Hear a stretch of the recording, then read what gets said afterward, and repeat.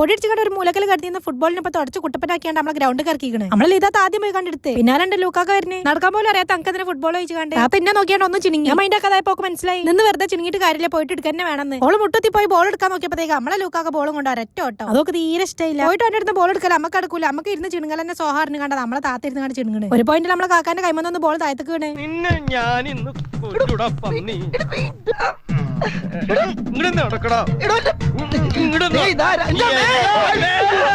നീ എന്നെ താഴ്ത്തിക്ക് വലിച്ചിടല്ലടാ, എഴുന്നേറ്റ് വാടാ.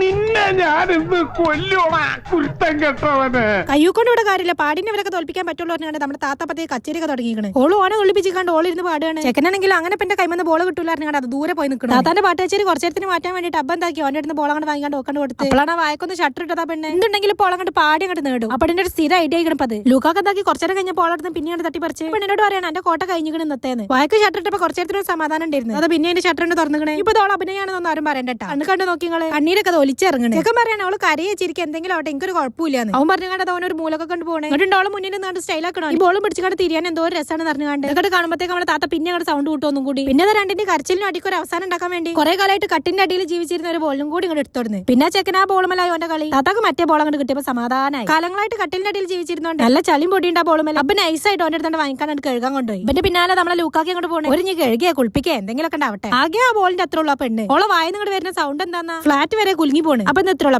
Bye bye, see you.